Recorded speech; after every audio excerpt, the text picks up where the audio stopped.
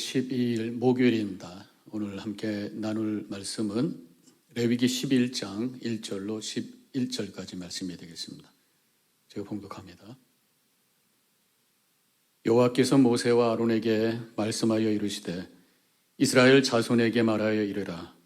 육지의 모든 짐승 중 너희가 먹을 만한 생물은 이러하니 모든 짐승 중 굽이 갈라져 쪽발이 되고 새김질하는 것은 너희가 먹되 새김질하는 것이나 굽이 갈라진 짐승 중에도 너희가 먹지 못할 것은 이러하니 낙타는 새김질은 하되 굽이 갈라지지 아니하였으므로 너희에게 부정하고 사반도 새김질은 하되 굽이 갈라지지 아니하였으므로 너희에게 부정하고 토끼도 새김질은 하되 굽이 갈라지지 아니하였으므로 너희에게 부정하고 돼지는 굽이 갈라져 쪽발이 돼 새김질 못함으로 너희에게 부정하니 너희는 이러한 고기를 먹지 말고 그 주검도 만지지 말라. 이것들은 너희에게 부정하니라. 물에 있는 모든 것 중에서 너희가 먹을 만한 것은 이것이니 강과 바다와 다른 물에 있는 모든 것 중에서 지느러미와 비늘이 있는 것은 너희가 먹되 물에서 움직이는 모든 것과 물에서 사는 모든 것 곧 강과 바다에 있는 것으로 지느러미와 비늘 없는 모든 것은 너희에게 가증한 것이라. 이들은 너희에게 가증한 것이니 너희는 그 고기를 먹지 말고 그 주검을 가증히 여기라. 아멘. 기도하겠습니다. 오늘 음식 규정을 통해서 우리에게 메시지를 주십니다. 잘 듣고 또 결단하며 주님의 뜻을 향해 거룩을 향해 나가는 우리 모두가 되게 하여 주시옵소서. 예수님의 이름으로 기도합니다. 아멘. 오늘 말씀은 이제 율법의 음식에 대한 규정이에요. 어떤 것이 정한 음식이고 어떤 것이 부정한 것인가. 두 가지로 나눠서 말씀하죠. 하나는 이제 육지에 있는 짐승들 중에서 어떤 것이 정한 것이고 부정한 것인가. 1절부터 8절까지 말씀이 됩니다. 굽이 갈라져서 쪽발이 됐는데 되새김질을 하는 것, 이건 정한 것이라는 거죠. 뭐 양, 소, 그리고 염소 이런 것들이죠. 그렇다면 반대로 이제 그렇지 않은 것들은 이제 부정한 것들이죠. 낙타, 사반이라고 나오는데 성경에 너구리죠. 토끼, 돼지. 우리 돼지 참 많이 먹는데 이거 어떻게 한 말씀입니까? 율법은 이제 뭐 예수님께서 율법을 완성하셨으니까 우리가 매일 것은 아니지만 참고는 해야 되겠죠. 아무래도 이 돼지고기가 이 더위에는 안 좋잖아요. 그러니까 그 당시에 냉장고도 없었고 사막 기후이기 때문에 그런 어떤 건강적인 의미에 있어서도 돼지고기를 안 먹는 게 좋겠다. 이렇게 말씀하신 것이 아닐까 생각을 해봅니다. 그런가 하면 이제 물고기 중에서 정한 것과 부정한 것에 대한 내용이 이제 9절부터 11절까지 나오잖아요.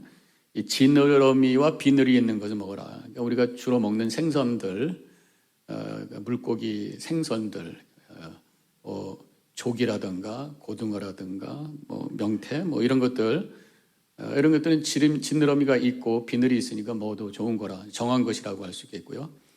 근데 이제 씨푸드 중에서 그렇지 않은 것들 뭐 문어라든가 랍스터라든가 뭐 크랩 게라든가 랍스터도 맛있는 건데 크랩 다 맛있어요. 근데 이제 콜레스테롤이 또 있다고 그러잖아요.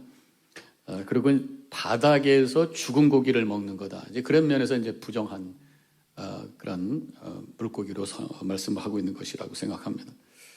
이런 고기와 생선에 대한 규정, 건강을 위해서 주신 규정이면서 더 나아가서 이방인들과는 달라야 된다는 거죠. 유대인들이 하나님의 백성들이 아무거나 먹지 말고 뭔가 구별되게 먹어라라는 의미를 주고 계십니다.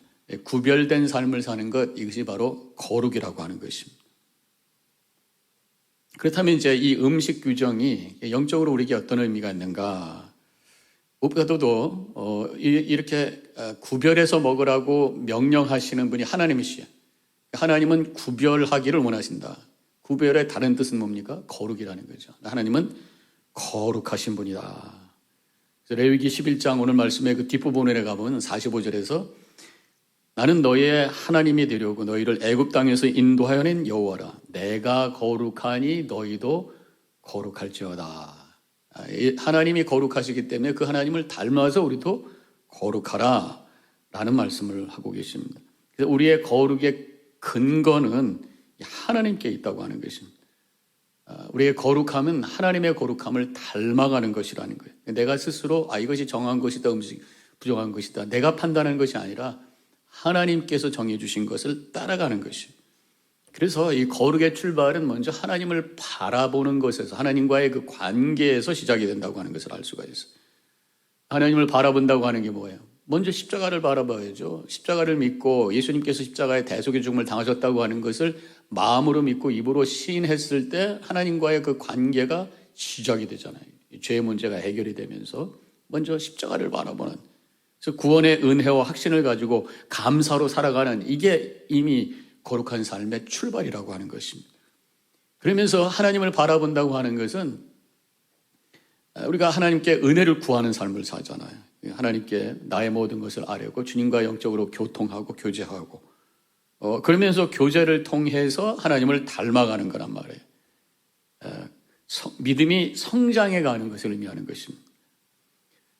우리가 예수 믿을 때 하나님께서 우리에게 성령님을 선물로 주신다고 약속하셨어요. 분명히 우리 안에 성령님이 계십니다.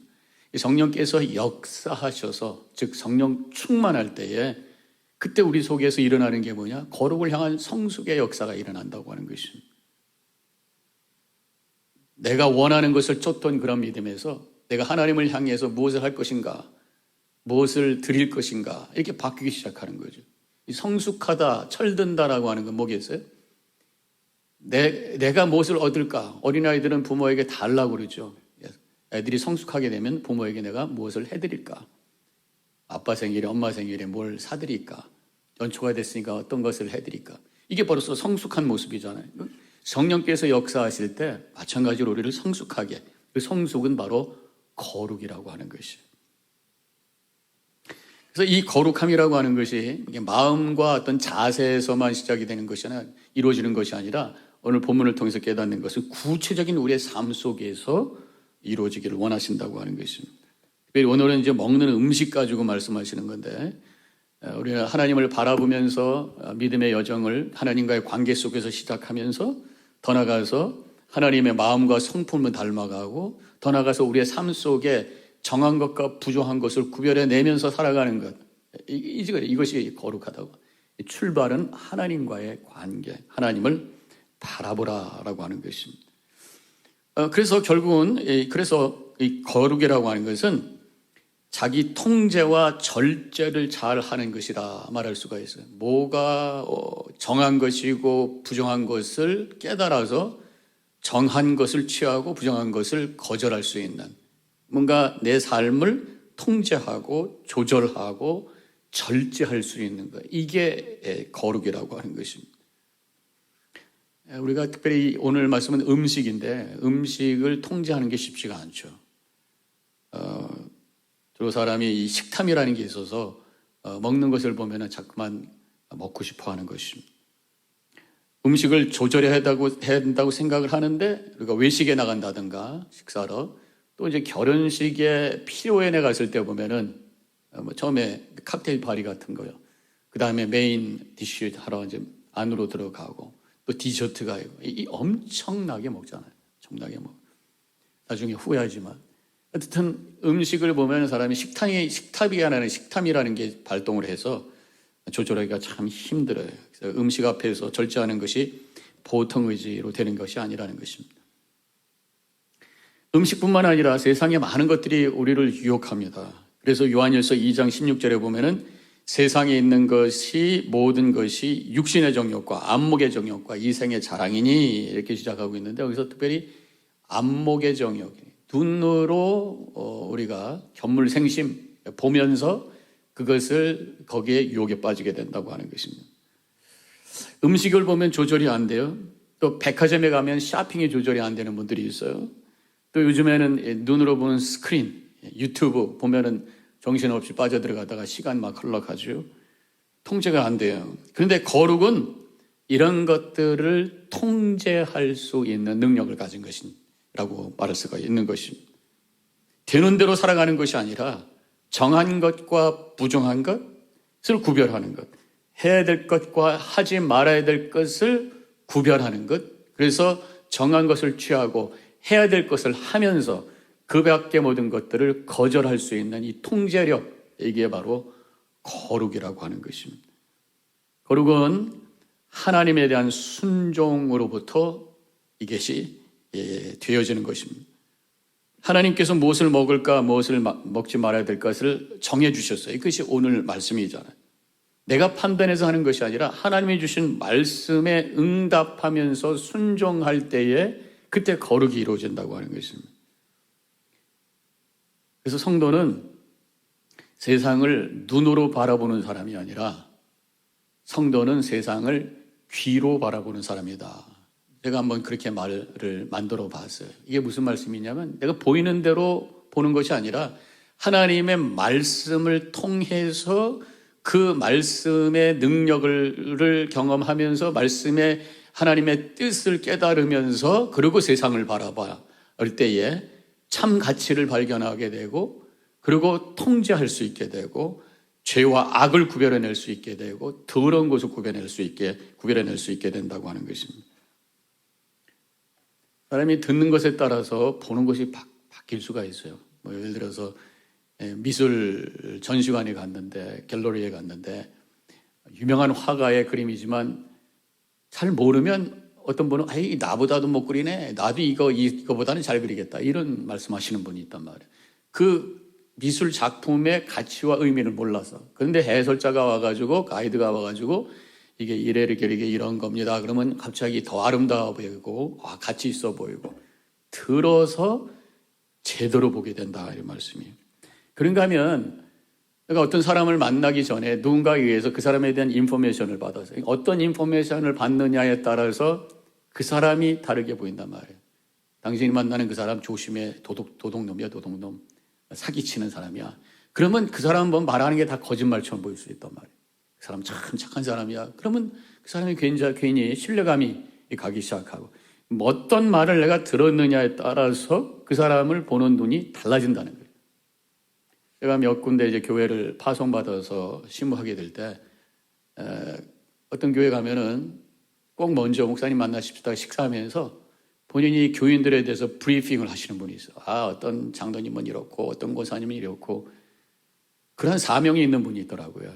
다행히 제가 있는 지금 현재 교회는 그런 분이 없으셨어요. 왜냐하면 내가 이미 30여 년 전에 부목사로 있었기 때문에 아시는 분이 많아서, 제가 아시는 분이 이미 많아가지고 그랬는지 모르지만, 제가 그런 말씀을 시작하시면 말씀하지 마세요, 그렇게 말씀해요.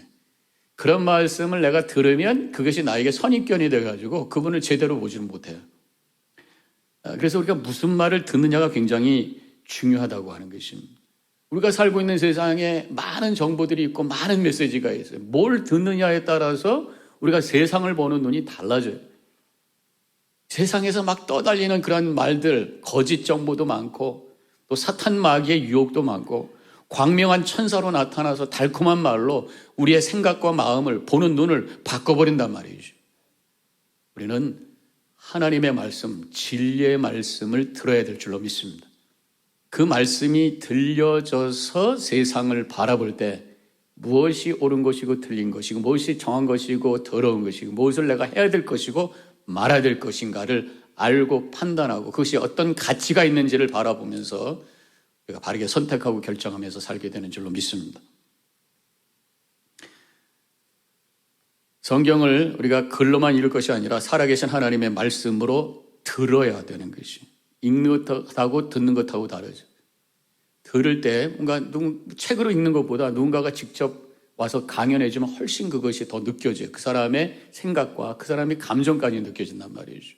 하나님의 말씀을 쓰여진 글로만 읽는 것이 아니라 성령의 감동 속에서 하나님의 음성으로 들릴 때 하나님의 마음을 알게 되고 하나님의 뜻을 정확하게 알게 되고, 그래서 바르게 판단하고 결정하면서 거룩한 삶을 살게 되는 줄로 믿습니다. 율법학자들은, 율법주의자들은 성경을 글로만 알았어요. 그러니까 하나님의 마음을 모르고 자기 멋대로 그 율법을 해석하고 나중에 거기에 묶이는 자가 되었다고 하는 거죠. 하나님의 말씀을 하나님의 음성으로 들을 때에 하나님의 마음을 가지고 하나님의 눈을 가지고 바르게 판단하면서 하나님이 원하시는, 내가 거룩하니 너희도 거룩할지어다, 하나님의 거룩함을 진정으로 닮아가는 그런 거룩한 삶을 살게 되는 줄로 믿습니다. 거룩은 그냥 되는 대로 느끼는 대로 흘러가는 대로 사는 것이 아니라고 하는 것입니다. 세속 문화는 그냥 흘러가는 대로 사는 것이 자연스러운 것이다 라고 하면서 미화를 하고 있어요. 성경은 내 마음대로 사는 것이 아니라고 말씀하고 있습니다. 예레미야 17장 9절에 보면은 만물보다 거짓되고 심히 부패한 것이 마음이라 누가 능히 이를 알리오. 내 마음 자체가 부패되어 있는데 내 마음대로 느끼는 대로 살면 결국 부패와 죄를 향해서 갈 것 아니냐 말씀이죠. 내 마음이 아니라 하나님의 마음을 알아서 하나님과 영적으로 교통하면서 그 마음을 알아서 그 감동 가지고 주님의 뜻을 깨닫고 바르게 판단하고 결정하며 사는 것이 거룩이라고 하는 것입니다.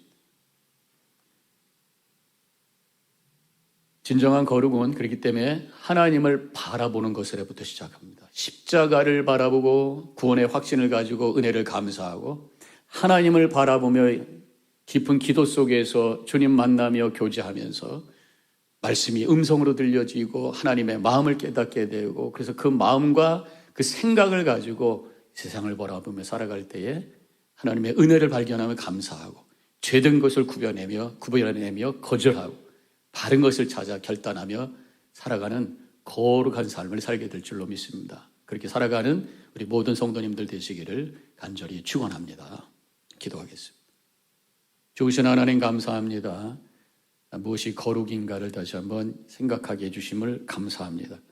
거룩은 하나님의 뜻을 바로 알아 하나님의 뜻을 따라 세상을 바라보고 그래서 거룩한 것, 죄된 것과 악한 것, 또 부정한 것을 찾아 거절하고 하나님이 원하시는 것을 선택하며 살아가는 그래서 하나님의 성품을 닮아가는 그런 삶을 살아가는 것이 거룩인 줄로 믿사오니 우리 모두가 거룩을 통해 하나님께 영광 돌리는 믿음의 삶을 살게 하여 주시옵소서.